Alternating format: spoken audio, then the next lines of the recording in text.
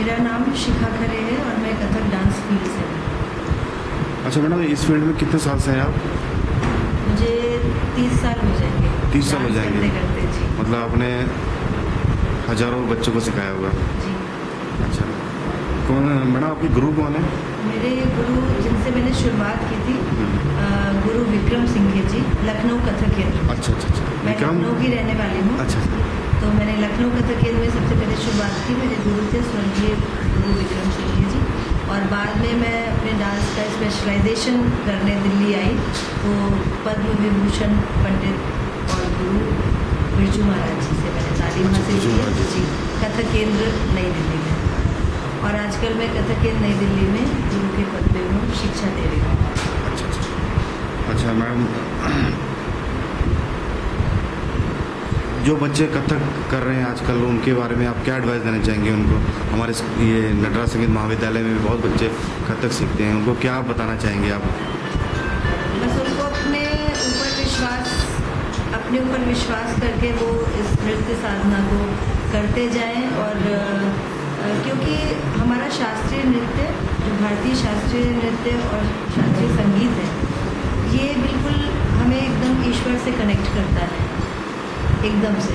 तो ये एक मनोरंजन का तो साधन है ही, और एक आध्यात्मिकता भी जुड़ी हुई है जो कि हमारी भारतीय सभ्यता का प्रतीक है, जिसे देशों विदेशों में भी बहुत पसंद किया जाता है। तो इसका मतलब कभी इसका एंड नहीं होता, ये कभी रुकती नहीं। ऐसा नहीं है कि एक फ्लेवर आया और उसके बाद ख़त्म। ये ऐसी विधा है जो आप सीखते जाएं, दूसरों को सिखाएं भी, प्रचार और प्रसार भी करें, और इसका क्रेज़ कभी कम नहीं होता है। हमारी भारतीय परंपरा ये कहती है। मैडम आपकी क्या एज रही होगी जब आपने स्टार्ट किया था? मैं 3 साल की उम्र से ही नृत्य करने लग गई थी। अच्छा, और नृत्य और गायन दोनों करती थी। अच्छा अच्छा अच्छा। तो हमारे घर में मम्मी की तरफ सब लोग शास्त्रीय संगीत वोकल गाते थे, जिसकी वजह से मुझे विरासत में शास्त्रीय संगीत भी मिला। और उसके बाद मैंने अपनी जो नृत्य की तालीम है वो कथक नृत्य में करनी आरंभ की, विधिवत और प्रोफेशनल तरीके से। और अभी तक भी हम इस चीज़ की कोई उम्र तो होती नहीं है, तो अभी तक भी हमारा सीखना भी रहता ही है। हम हमेशा छोटे लोगों से भी सीखते ही रहते हैं, तो लर्निंग तो कभी एंड नहीं होती है। आगे मेरा ये प्रयास रहता है कि मैं ज़्यादा से ज़्यादा आगे आने वाली पीढ़ी को प्रोत्साहित करूं, ताकि हमारी जो परंपरा है वो छोटे बच्चों में, आगे आने वाले बच्चों में ट्रांसफ़र हो जाए, और हमारी जो भारतीय सभ्यता है वो रह जाए। इसको प्रिजर्व करने की कोशिश कर रही हूँ। अच्छा मैडम, आपने देश विदेश बहुत सारी जगह परफॉर्म किया होगा, कोई ऐसा यादगार जो आपको बहुत अच्छा आज तक याद रहता है परफॉर्मेंस अपना ही आपका? सबसे पहला परफॉर्मेंस तो मेरा वो था जब मैं महाराज जी, पंडित बिरजू महाराज जी के साथ पहली बार वो हमारे साथ नाल और तबले पे थे, और हम लोग सीखा करते थे, और हमारा परफॉर्मेंस था पुणे में। तो वो एक बहुत यादगार क्षण है कि हमारे गुरु हमारे साथ बैठे हों, तो उससे अद्भुत क्षण कोई नहीं होता। मैडम क्या एज रही होगी उस टाइम आपकी? तब मेरी एज थी 17 साल की, जब मैं दिल्ली आई थी। अच्छा, अभी मैंने आपके स्टूडेंट का परफॉर्मेंस देखा, अपूर्वा सृष्टि जी।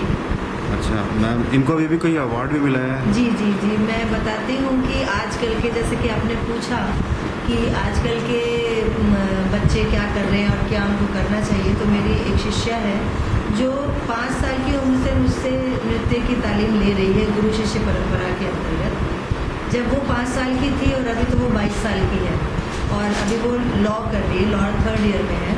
और गुरु शिष्य परंपरा तालीम के अंतर्गत वो मेरे पास समय समय पे आती रहती है, तालीम लेके फिर जाती है, फिर अपना अभ्यास भी जारी रखती है अपनी पढ़ाई के साथ साथ। और अभी फ़िलहाल में ही इसको बिहार सरकार की तरफ से, स्टेट गवर्नमेंट की तरफ से उसको युवा पुरस्कार मिला है कथक नृत्य के लिए। तो ये बहुत ही खुशी की बात है। मैडम सारे अवार्ड आपकी झोली में जा रहे हैं जो आपके शिष्य को मिले। मेरा तो आशीर्वाद है, और बच्चे अगर अच्छा करें तो इससे अच्छा हमें कोई दक्षिणा चाहिए नहीं होती है। जो आगे आने वाले बच्चे, आगे आने वाली पीढ़ी इस चीज़ को दूसरों के सामने प्रेजेंट करें। मैडम एक आखिरी सवाल पूछना चाहूँगा कि ये ये इंडियन क्लासिकल है, कथक, भरतनाट्यम, कुचिपुड़ी सब, ये धीरे धीरे युवाओं में धूमिल सा होता जा रहा है। तो सरकार को इसके लिए इसको प्रमोट करने के लिए क्या करना चाहिए आपके नज़रिए? पहली बात मैं ये कहूँगी कि ये धूमिल ये ऐसी विधा है, अभी मैंने आपको पहले भी बताया कि ऐसा लोगों को लगता है कि धूमिल हो रही है, लेकिन पहले के समय से अब तक देखिए, पहले बहुत अच्छे घरों से लोग नहीं आया करते थे, क्योंकि उनको अच्छे घरों के लड़के लड़कियां इस क्षेत्र में नहीं आते थे, और जो भी आते थे बहुत ही कम होते थे। आज तो हज़ारों की तादाद में किसी भी इंस्टीट्यूशन में लीजिए, किसी भी इंस्टीट्यूशन में हज़ारों की तादाद में कथक शिक्षा ग्रहण कर रहे हैं लोग। कथक या भरतनाट्यम, ओडिसी, मणिपुरी, ये जितनी भी शास्त्रीय विधाएं हैं भारत के हर कोने में, इतने मतलब सैकड़ों की तादाद में, हज़ारों की तादाद में जब बच्चे आते हैं, तो मुझे नहीं लगता कि इसका क्रेज़ कम है।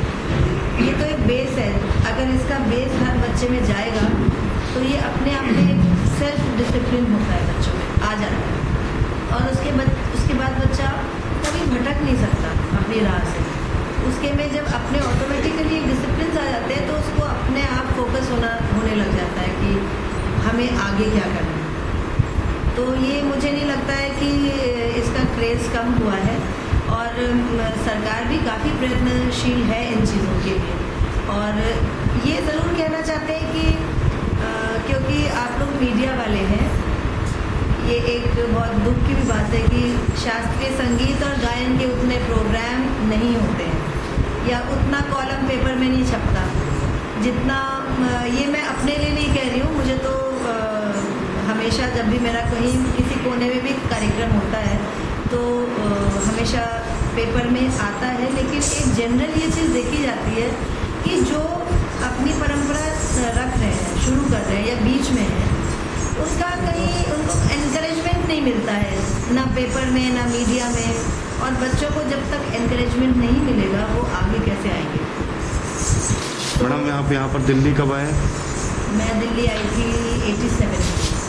अच्छा मैम, आप आज यहाँ पर नटराज संगीत महाविद्यालय में आपका प्रैक्टिस था, जो भी आपको यहाँ का एटमॉस्फेयर कैसा लगा? ये हाँ, यहाँ द्वारका में द्वारका का सबसे फेमस लग रहा है, बहुत फेमस नटराज संगीत महाविद्यालय है। इनको बहुत बधाई देना चाहती हूँ, क्योंकि हम तो दिल्ली में रहते हैं तो इतना आना जाना तो नहीं कर पाते, बट हमारे द्वारका के मनोज झा जी हैं, जिनकी वजह से ये आज का दिन बहुत सक्सेसफुल रहा। हमारी एक रिकॉर्डिंग थी जिसमें हमारी शिष्या अपूर्वा सृष्टि ने भाग लिया, और ये कथक नृत्य की ही रिकॉर्डिंग थी।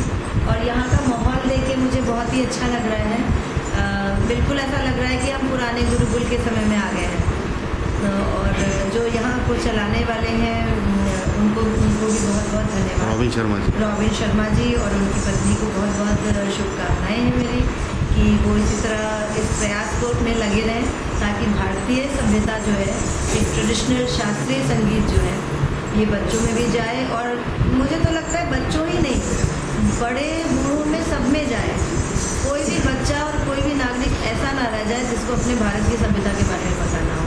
तो मेरा भी प्रयास यही है, और इसीलिए हम अभी भी कोशिश जारी है। और हमारे साथ हमारे टीम मैनेजर हैं कमल कुमार जी, मनोज झा जी को बहुत धन्यवाद देती हूँ, जो इस कार्य में हमारे साथ हमेशा सहयोग देते आए हैं और देते भी रहेंगे। Thank you. Thank you.